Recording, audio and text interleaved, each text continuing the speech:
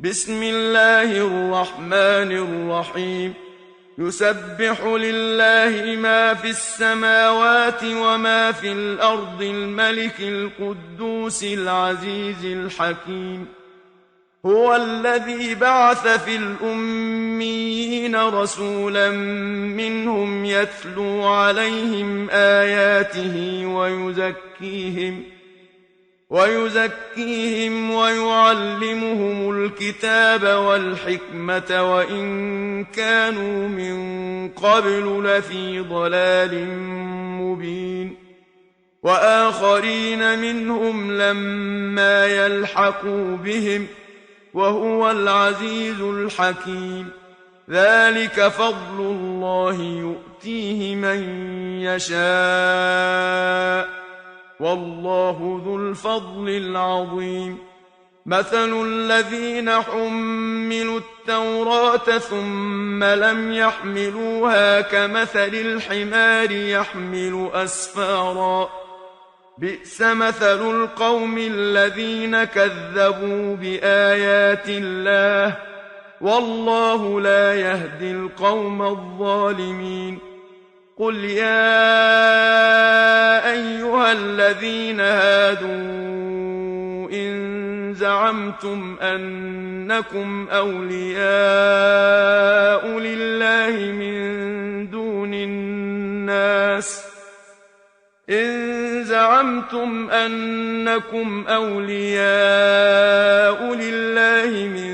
دون الناس فتمنوا الموت إن كنتم صادقين ولا يتمنونه أبدا بما قدمت أيديهم والله عليم بالظالمين.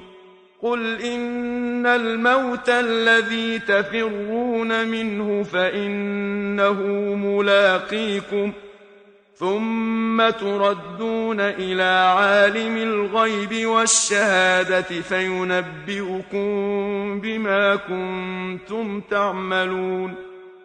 يا أيها الذين آمنوا إذا نودي للصلاة من يوم الجمعة فاسعوا إلى ذكر الله وذروا البيع ذلكم خير لكم إن كنتم تعلمون.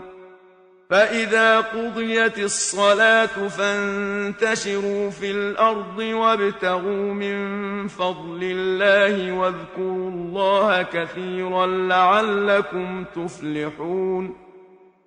وإذا رأوا تجارة أو لهوا انفضوا إليها وتركوك قائما. قل ما عند الله خير من اللهو ومن التجارة والله خير الرازقين.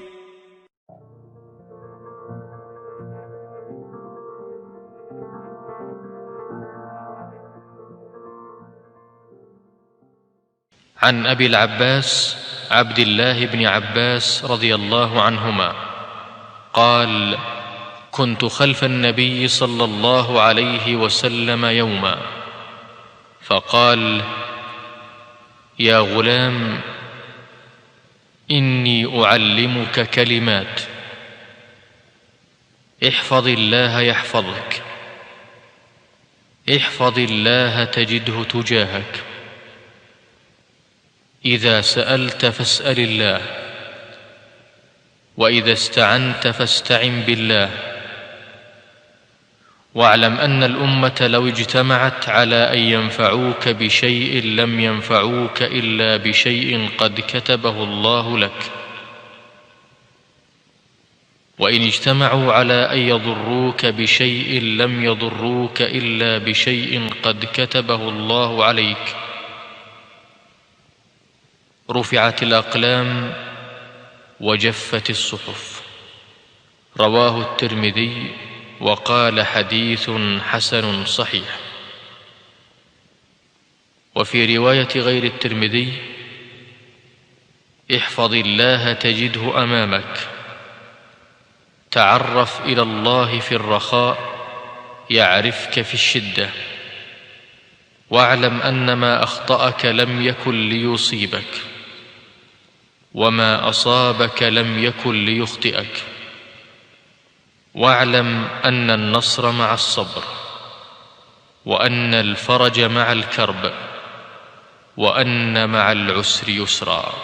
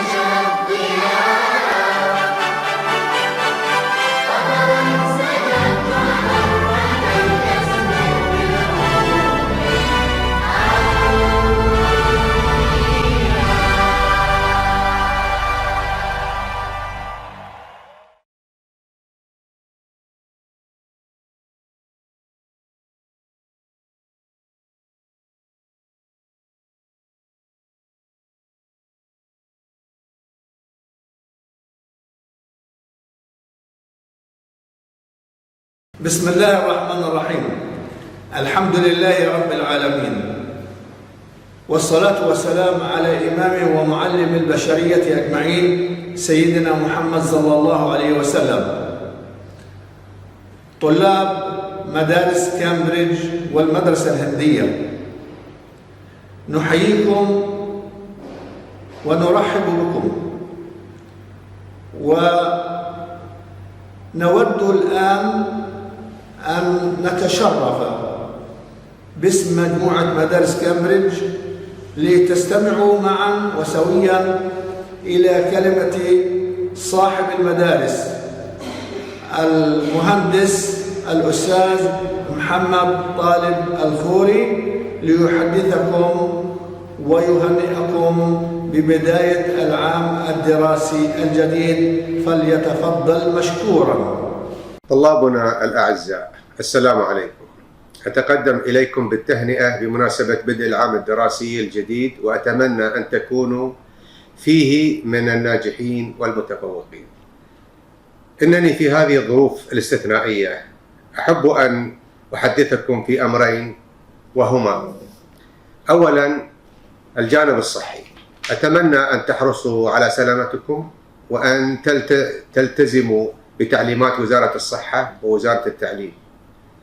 ونحن في مدارس كامبريدج الأربعة والمدرسة الهندية نحرص كل الحرص على سلامتكم، وقمنا بتنظيم دخولكم وجلوسكم في الصف وعند خروجكم من المدرسة،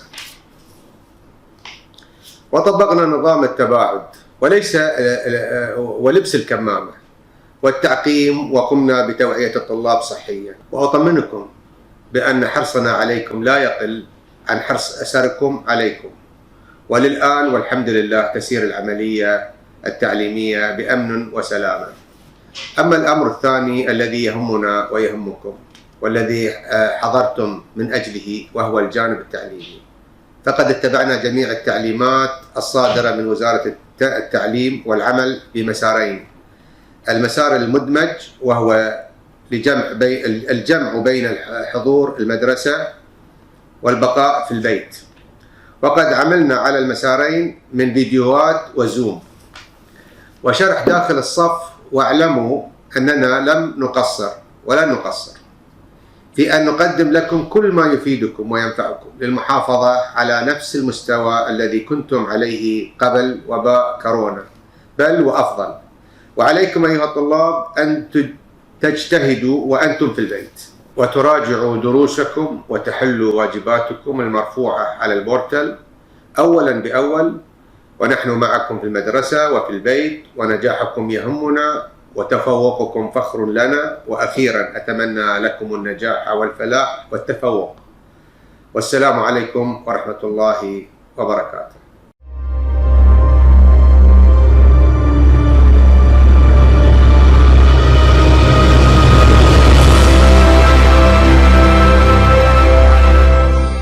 Doha is a flourishing, growing city with a vision to be a world-class financial and business center.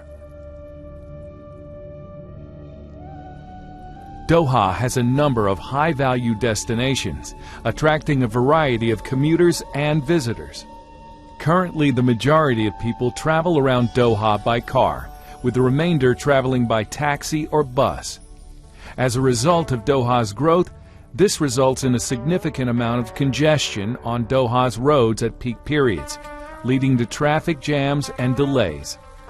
Doha Metro will enable people to move around Doha effectively, alleviating some of the traffic problems. Qatar Rail's metro system is composed of 4 lines: Red Line, Green Line, Gold Line, and Blue Line. The Metro Red Line links communities south of Doha with the center of the city at Musharraf.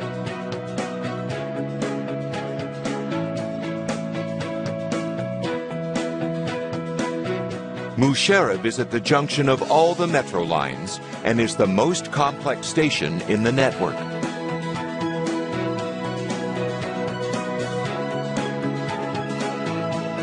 The metro runs underground in the central area. The stations are well lit, spacious, and convenient for passenger interchange.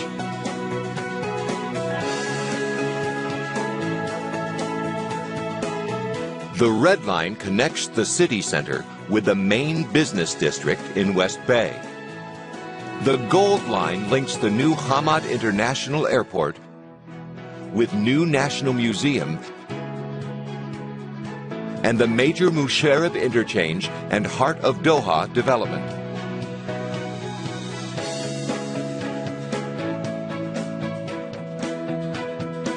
The Green Line links the city center with Education City, which is the center of educational excellence.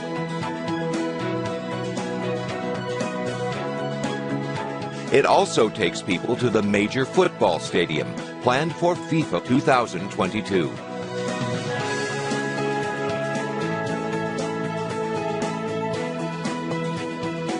The station designs are characterized by vaulted spaces.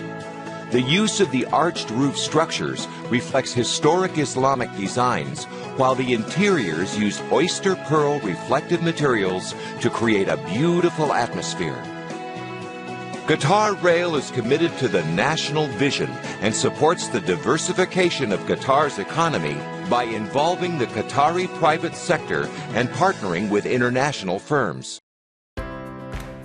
Students, now first exercise is squat. Number of repetition is 8. On my count, start. 1, 2, 3, 4, 5, 6, 7, 8. Okay. Now second exercise. Second exercise to stretch your upper body on your sitting movement. Now 1, 2, 3, 4, 5, 6, 7, 8. Third exercise is twist it. Interlock your fingers and put it in front. 1, 1, 2, 3, 4, 5, 5, 6, 7, and 8. 8. Now, fourth exercise. Okay, side one. Okay. Our fourth exercise is all about side stretch. 1, 2, 3, 4, 5, 6, 7, 8. It's the fifth exercise, fifth and last exercise. It's a knee tuck, sideward knee tuck. Okay, start. 1, 2, 3, 4, 5, 6, 7, 8.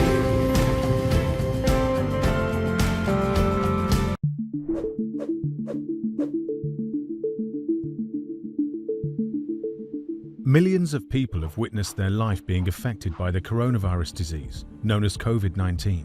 The clinical symptoms of COVID-19 patients include fever, cough, fatigue, with other symptoms such as headaches and muscle pain. Other serious respiratory symptoms can emerge as a result of the development of the disease, taking the form of the Severe Acute Respiratory Syndrome, or SARS. Based on the scientific evidence available to date, food is not considered as a vector of transmission of COVID-19. Also, the potential presence of the virus on food packaging is not considered sufficient to cause infections. The virus is passed directly through contact with an infected person's secretions. For example, droplets from coughing or sneezing, or indirectly through contact with surfaces that an infected person has coughed or sneezed on, and subsequently touching one's mouth, nose, or ears. During this COVID-19 pandemic, it is important that measures are taken to prevent the transmission of the virus in all work environments, and that includes the food production sector.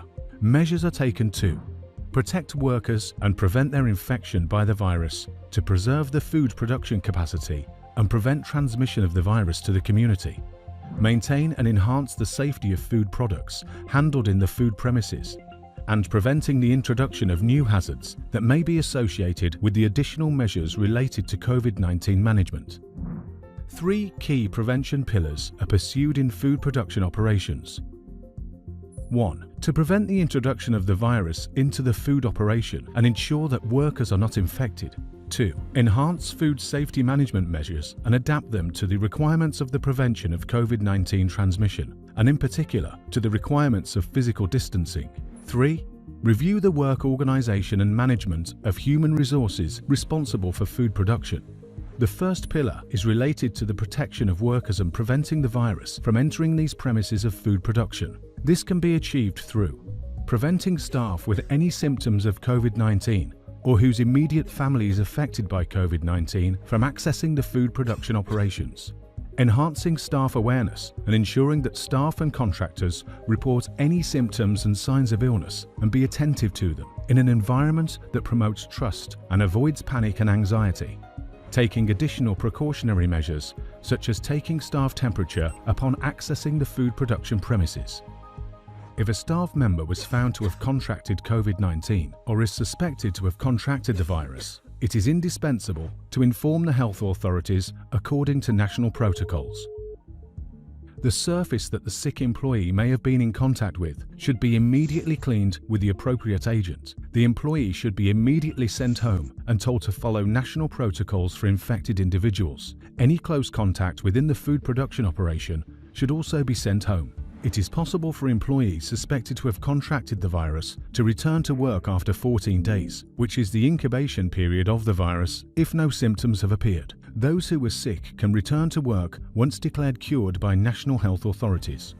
It is important to introduce and apply the precautionary measure of physical distancing as much as possible through a number of interventions.